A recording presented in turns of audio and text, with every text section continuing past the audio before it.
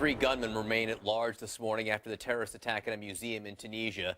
No group has yet claimed responsibility for this attack, but suspicion has fallen on ISIS or perhaps a splinter group affiliated with ISIS. Here to weigh in on this, Gartenstein-Ross, a counterterrorism analyst and senior fellow at the Foundation of Defense and Democracy, is also with us. Philip Mudd, CNN counterterrorism analyst and former CIA counterterrorism official. Phil, let me start with you here. No one has claimed responsibility yet. There are suspicions it could be ISIS or an ISIS-affiliated group. We've seen Boko Haram say they want to be part of ISIS. We've seen people who've pledged their support to ISIS. Where does this fit to you? What does this feel like to you looking at it now? If I gave you a sense of feel, it would be ISIS, just because this is unique in my experience of doing counterterrorism, the speed with which this organization is finding itself affiliated with groups around the world. One critical distinction, though, with groups like al-Qaeda, and that is we use this word affiliates loosely. My sense is some of these groups like Boko have very loose connections with ISIS. I don't think they have operational linkages. It's not always even clear to me that these groups tell ISIS that they're going to affiliate. What's happening is this ISIS ideology is moving out so quickly across the extremist world that groups like splinters, potentially in a country like Tunisia, are saying, I want in this game, regardless of whether I've talked to ISIS, this attack is under the ISIS flag. And David, this does not have to be ISIS to be significant or threatening. There are other possibilities in Tunisia just as much of a threat to security right now.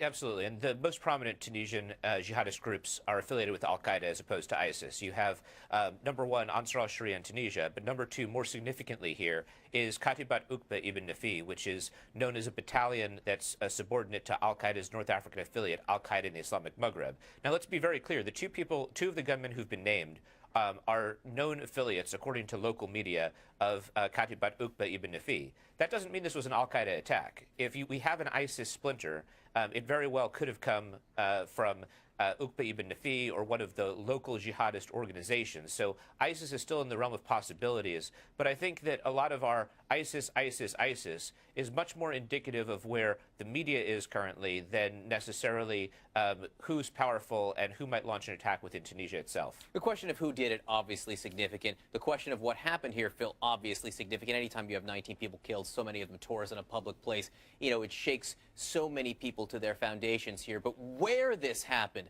so significant now. This happened in Tunisia. Tunisia is sort of the one relative success story in the region right now, where the Arab Spring continues to take hold here. You know, they had elections there. It's a relatively speaking secular government right now, and yet they have this terror attack within feet of their parliament. Yeah, one of the things you got to think about, and by the way, I think we got to change the dialogue here. We keep using the phrase Arab Spring. You know, after 2011, we're 4 years in, it looks like Arab nightmare to me in places like Libya, Yemen, Syria.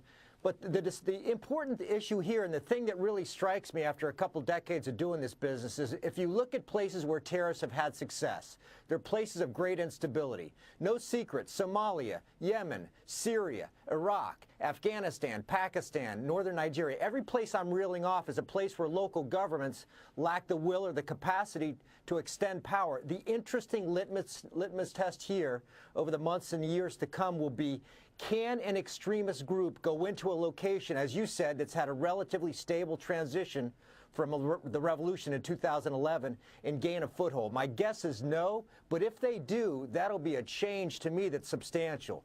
Terrorist groups going into places where there's instability, now a terrorist group going into a place where there's relative stability. Because, David, you know, at least at an official level in Tunisia, there is the will to battle terror. However, you know, Tunisia has been an enormous source of recruits for the battle that's going on in Syria right now. Some 3,000 fighters have gone to fight alongside ISIS and other groups inside Syria. Tunisia right on the border with Libya right now, which, of course, is pure chaos with so many terror groups at work right now.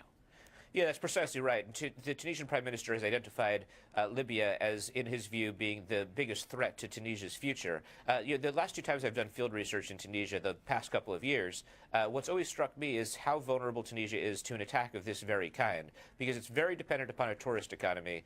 You know, they've had to significantly increase their security over the course of the past couple of years as jihadist groups have become more a part, although still on the margins, of Tunisian society. I mean, I agree with Phil's take that overall, jihadist groups have a much easier time benefiting from an environment of instability, which is why if you trace the attacks in Tunisia over the past few years, most of them have not been in cities at all, but have rather been in the western part of Tunisia, the mountainous area that abuts Algeria. And the reason why is that's an area that's harder to patrol, and an area also where these kind of groups have greater support locally. No, but here, the victims here in this attack, Phil, in the capital, main tourist destination, and the victims were sort of a United Nations of humanity here, people from all over the world.